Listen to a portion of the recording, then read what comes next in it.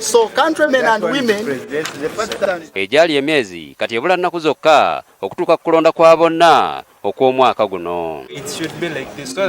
Olunaku lw'eggulo abatwala ebyokulonda mu bitundu bya Bugwanjuba basisinkanye abakwatibwako ebyokulonda okubalambika ku birina okukolebwa mpozi n'okubabangula ku buvunaanyizibwa bwabwe ku lunaku mulindwa.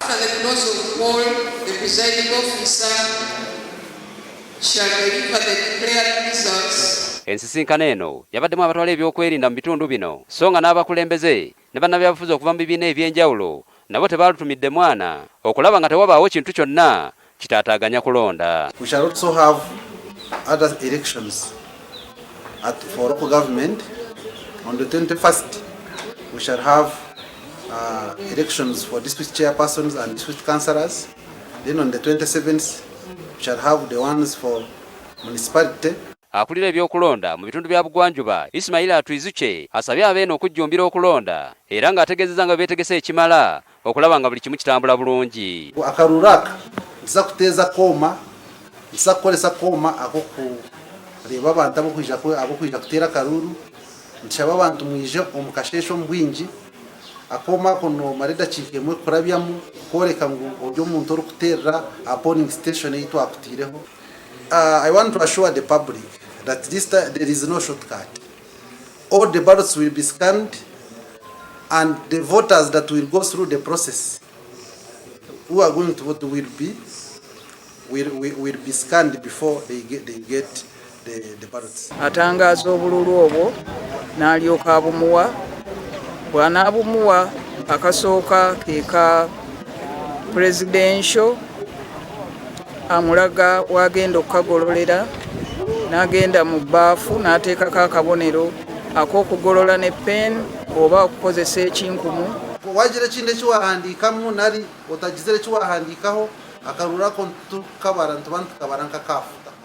Mu lukiiko luno abatunulizi b'ebyokulonda ab'enjawulo mwe banjulidde ebimu ku birumira bye bagamba nti akakiiko k'ebyokulonda tekafuddeeko. And we've seen military officers doing some warnings of turning away voters, knowing that there is a law providing for a 20-meter polling station. No voter turn up, Mr. Kasoro talked about.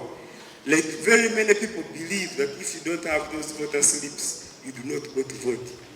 Nobody knows you can just march into a polling station and you just poll for whoever you want. The names that were used for nominations are not in the register.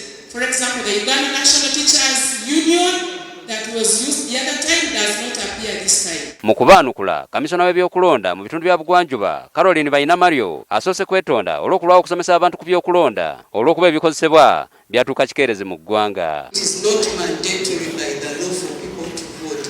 People who wish to vote will go and vote. People who don't wish to vote will not vote.